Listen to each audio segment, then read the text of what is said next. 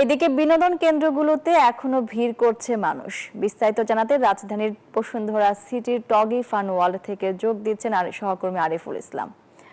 আরিফ, ঈদের ছুটিতে টগি ফান ওয়ার্ল্ডে মানুষের ভিড় কেমন দেখছেন জানাবেন।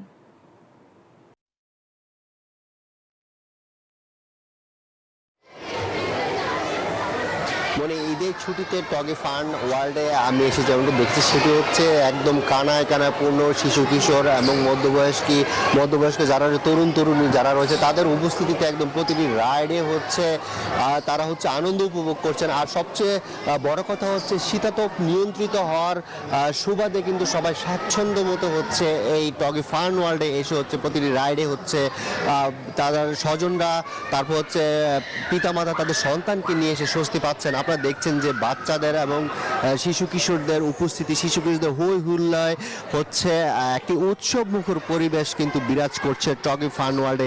ঈদের যে আনন্দ, এই আনন্দটাকে আরো একটু বাড়িয়ে দিচ্ছে টগি ফান ওয়ার্ল্ডে যে বান্ডেল থাকলে প্রতি সেনমানিতে টাকা বাঁচবে।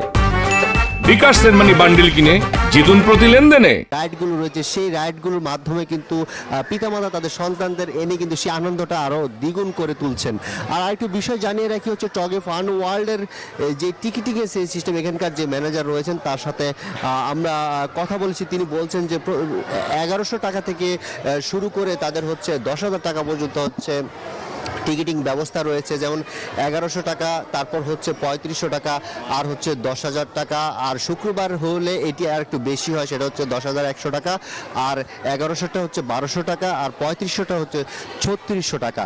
এই হচ্ছে টগি ফান ওয়ার্ল্ডের হচ্ছে টিকিটিং প্রাইস। আর এখন পর্যন্ত আমরা দুপুর থেকে দেখছি যে এখানে যে দর্শনার্থী এবং যেই তরুণীরা রয়েছে, শিশু কিশোররা রয়েছে, তাদের কিন্তু উপস্থিতি ক্রমান্বয়ে বেড়েই চলেছে। এই ছিল টগি ফান ওয়ার্ল্ড থেকে আমার কাছে সবশেষ মনি।